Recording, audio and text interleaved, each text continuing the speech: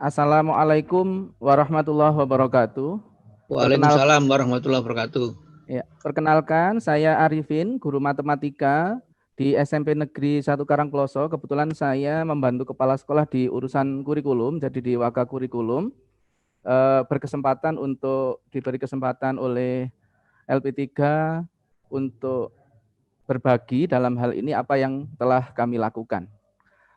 Judul yang saya berikan adalah HLT atau Hypothetical Learning Trajectory sebagai acuan perencanaan diagnosa dan solusi kesulitan belajar matematika di era new normal. Itu judul yang saya coba angkat, Bapak Ibu.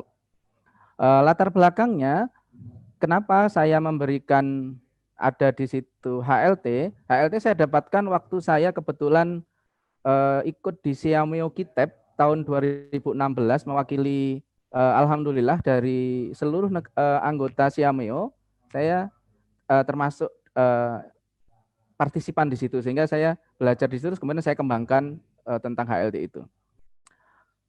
Langsung saja. Nah, ini kerangka teori HLT itu apa, Bapak Ibu? Jadi ada 4 hal yang menjadi dasar assessment student knowledge. Jadi yang pertama, hypothetical learning trajectory itu berangkatnya dari teacher learning goal. Artinya guru itu mau ngapain, mau mengarahkan kemana tujuan pembelajaran di matematika itu khususnya. Karena nanti saya fokuskan di contoh matematik. Setelah itu, guru mempunyai rencana untuk aktivitasnya apa. Setelah guru mempunyai tujuan, tentunya guru merencanakan sebuah aktivitas yang harus dilakukan oleh siswa. Setelah aktivitas siswa terencana dan difasilitasi, maka tentu Bapak Ibu guru akan memprediksi aktivitas yang telah dirancang tadi tentu akan mengalami kendala-kendala. Kendalanya apa? Itu kita prediksi. Lah, itulah kesatuan teori yang kita namakan dengan hypothetical learning trajectory itu tadi. Ada 4 hal itu. Nah, kemudian siapa yang mengakses, yang memberikan itu, yang menyusun itu? Kita sebagai guru. Jadi pengetahuan guru di sini harus kaya. Kenapa harus kaya? Karena kalau kita sebagai guru kaya akan pengetahuan, maka yang didapatkan oleh siswa tentunya akan bervariasi dan tidak membosankan. Itu yang menjadi kata kunci di sini. Kita harus selalu belajar mencari informasi terbaru apa yang bisa kita dapatkan. Kemudian selanjutnya, teacher knowledge and mathematics activity and representation. Artinya apa? Apakah kira-kira itu nanti bisa di aktivitas itu dilakukan oleh anak kita? Kalau tidak ya cari alternatif yang lain, jangan dipaksakan. Kita yang bisa ngukur kemampuan anak kita tentunya. Teacher hypothesis of student knowledge ini juga harus dipadukan. Gurunya punya pengetahuan banyak, tetapi siswanya apakah cukup mengikuti itu nanti? Ya, jadi teacher hypothesis of student knowledge ini harus kita imbangkan. Jadi antara siswa kita, pengetahuan guru kita, aktivitas itu harus kita ukur sendiri, kita yang bisa mengukur, Bapak Ibu. Kemudian teacher theory about mathematics learning and teaching. Jadi kita harus tahu proses teori yang akan kita pakai dalam proses pembelajaran nanti mau pakai apa. Mau pakai teacher center, mau pakai student center, dilihat kemampuan anak. Nah, untuk di daring ini kita bisa juga memberikan formula untuk student center, artinya anak-anak yang beraktivitas, kita memberikan fasilitasnya. Nanti akan kami beri contoh di slide selanjutnya. Kemudian ini teori ini disampaikan oleh Simon tahun 95 atau teaching cycle. Oke. Selanjutnya, mendiagnosa kesulitan belajar siswa itu adalah memprediksi apa reaksi siswa ketika kita berikan aktivitas. Itu kita sudah punya prediksi, Bapak Ibu. Prediksi itu yang kita mungkin di awal kita akan kesulitan. Kira-kira apa ya kesulitannya? Tapi kalau sudah mencoba, mungkin uji coba, akan tahu kira-kira apa reaksi anak tersebut. Oke. Karena ini pembelajaran daring, kemampuan memprediksi respon terhadap aktivitas yang diberikan oleh guru yang dikenal tadi hypothetical learning trajectory tadi itu akan selalu berkembang, Bapak Ibu. mungkin di awal kita tertatih-tatih tidak apa-apa, tapi kalau sudah nanti praktek kita akan tahu, oh ternyata anak-anak kesulitan di sini, yang saya prediksi ternyata salah. Nah, itu tidak apa-apa, kita revisi dan kita perbaiki. Oke, saya lanjutkan. Kedua, ya, jadi dalam pembelajaran tadi kita bisa mengetahui kalau yang sudah saya lakukan. Pertama, karena di sekolah kami waktu KBM di tahun ajaran baru ini kami undang, artinya kita beri sosialisasi, kita berikan juknis, kita share di grup kelas juknis pembelajarannya kayak apa. Jadi saya adakan meeting Bapak Ibu. Meeting itu sebagai awal proses pembelajaran. Durasinya saya batasi maksimal 20 menit. Untuk apa? Untuk guru menyapa siswa seperti Zoom seperti ini, tapi kita pakai aplikasi Team, Bapak Ibu. Jadi seluruh siswa di sekolah kami sudah kita buatkan akun, kemudian Bapak Ibu guru kita buatkan akun, sehingga komunikasi Bapak Ibu guru semua itu lewat Teams. Jadi sudah kita tentukan pakai Office 365 kebetulan seperti itu. Sehingga itu kita share. Waktu meeting Bapak Ibu, karena mungkin di kelas 7 kami mengalami hambatan karena kan belum tentu semuanya siap, sehingga kita memberikan fasilitas boleh pakai aplikasi yang dipunya oleh orang tua, boleh pakai Zoom, boleh pakai Google Meet atau yang lain.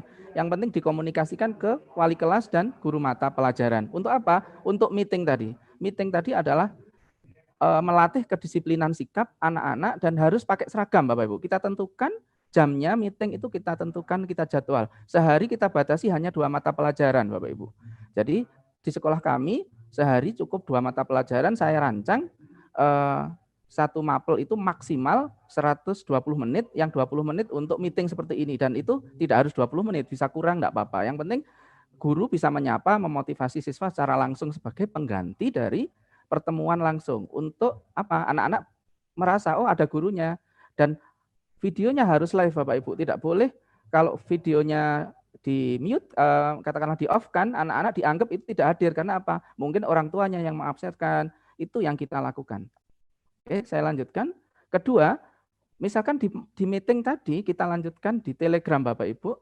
Kita memilih Telegram kenapa? Karena di Telegram itu bagi ada pendatang baru, materi itu tidak akan terhapus dan bisa mengikuti chat-chat sebelumnya. Misalkan ada siswa baru yang baru masuk di kelas Telegram tersebut, maka dia bisa mengakses dialog-dialog sebelumnya. Kalau WA kita nggak bisa. Kalau WA kita anggota baru, maka hanya terakhir saja yang kita bisa baca. Tapi materi-materi sebelumnya kita tidak bisa mengikuti. Itu. Nah, di dalam Telegram kita memberikan materi Bapak Ibu dan itu bisa diakses oleh siswa. Dan siswa diberi kesempatan untuk mencatat, untuk menanyakan di kolom chatnya, di kolom Telegram tersebut. Setelah itu, Bapak Ibu, jika ada kendala misalkan hari itu, orang tua kita fasilitasi untuk berkomunikasi, tidak harus lewat Telegram, kita buka online di web sekolah. Jadi misalkan kendalanya apa, langsung kita tindak lanjuti. Selanjutnya, apabila ada anak tidak paham terhadap materi, langsung kita sosialisasikan ke anak-anak. Silahkan kamu sampaikan, misalkan saya Andi kelas 7A tidak paham cara menghitung prosen misalnya. Pertanyaannya harus jelas seperti itu dan itu akan kita tindak lanjuti dan kita sosialisasi kepada Bapak Ibu guru mapel untuk merespon semua pertanyaan itu meskipun bertahap nanti. Yang jelas karena waktunya terbatas. Oke. Yang ketiga Bapak Ibu, setelah proses kegiatan berlangsung, kita siapkan evaluasi berkait dengan indikator yang kita tetapkan, yaitu sama menggunakan yang tadi oleh Pak Waryanto, kita menggunakan Microsoft Form, Pak Waryanto. Juga untuk, karena di situ lebih, karena siswa sudah punya akun tersebut. Jadi seluruh siswa sudah punya akun tersebut, Bapak Ibu guru sudah punya akun tersebut, kita pakai itu. Sebenarnya tidak ada kaitan antara kan bisa disetting itu linknya siapapun bisa. Jadi tidak ada kaitan itu. Selanjutnya, yang keempat, ini contoh Bapak Ibu lesson plan yang saya buat menggunakan teori trajektori. Ini langsung saja saya tunjukkan. Kolomnya hanya ada 3 Bapak Ibu. Kolom activity, student response, sama hypothetical learning trajectory. Contoh misalkan. Teacher Ini saya buat bahasa Inggris karena ini file yang saya pakai, file yang saya kerjakan sendiri di waktu di Siameo waktu itu. Jadi saya tunjukkan, mohon maaf masih bahasa Inggris gitu ya. Aktivitas pertama, misalkan teacher post problem and LVM. Nah, responnya apa kira-kira kalau kita memberikan problem di situ? Maka saya memprediksi seperti ini. Jadi kolomnya ada kolom activity, student response, sama hypothetical learning trajectory. Begitu seterusnya. Nanti karena waktunya terbatas, ini hanya saya berikan gambaran garis besarnya. Contoh ini ada di kotak yang saya tunjuk, itu ada X kuadrat, ada X, ada. Nah, ini adalah berupa persegi panjang Bapak Ibu. Yang X kuadrat itu merupakan persegi. Kemudian yang X ini adalah persegi panjang dengan panjang X, lebarnya satu satuan. Sehingga ini kalau semua saya hitung itu ada berapa? 1, 2, 3, 4, 5, 6, 7, 8, 9 bangun. Yang satu persegi, yang lain yang 5 persegi panjang, yang 6 persegi. Ini anak-anak saya minta memprediksi luasnya berapa ya kalau ukurannya di sini x. Nah, ini kan kita mau belajar aljabar. Di saat anak misalkan kesulitan, saya berikan, loh, kamu kan dulu pernah belajar tentang persegi panjang di SD, misalkan. Oh, gimana cara menghitung luas persegi panjang? Panjang kali lebar, misalkan. Misalkan panjangnya ini berarti kalau X tambah 1, tambah 1, tambah 3, berarti X plus 3. Yang sebelah sini, X plus 2. Berarti luas seluruhnya ini adalah, panjangnya adalah X plus 3 dikali X plus 2. Nah, bentuk itu kita bisa tuliskan dalam bentuk seperti ini. X plus 2 sama dengan X plus 3. Nah, ini. Kemudian di masing-masing terpisah itu ada X kuadrat, ada X, X-nya ada 5, kemudian satuannya ada 6. Sehingga bisa ditulis X plus 3, X plus 2. Kurang 5 menit, mohon maaf Pak Arifin. Oke, siap Bu. Langsung saja akan ketemu seperti itu. Oke, saya lanjutkan, ini contohnya. Kemudian asesmennya seperti apa? Nah, ini di akhir guru akan memberikan refleksi terhadap proses pembelajaran. Guru bertanya kepada siswa, membuat rangkuman menurut bahasa sendiri. Ini yang harus kita latihkan untuk di era pandemi kita dituntut untuk numerasi, literasi writing kita yang rendah. Sehingga saya kemarin coba matematika itu saya survei, ternyata pelajaran yang memang anak-anak banyak kendala, sehingga kita perlu variasi. Oke, selanjutnya kesimpulan yang saya dapatkan, HLT ini diperlukan bagi guru untuk memberikan prediksi yang mungkin akan siswa alami selama proses berlangsung. Yang kedua, asesmen yang dibutuhkan adalah bagaimana guru mengetahui kesulitan siswa dalam memberikan balikan berupa scaffolding, berupa gambar, pertanyaan, atau yang lain yang mampu menumbuhkan dengan optimal kemampuan siswa dalam belajar. Yang ketiga, dibutuhkan inovasi untuk dengan cepat mengetahui kesulitan siswa saat pembelajaran daring. Itu yang bisa saya simpulkan dari pemahaman saya. Saya cukupkan. Wassalamualaikum warahmatullahi wabarakatuh.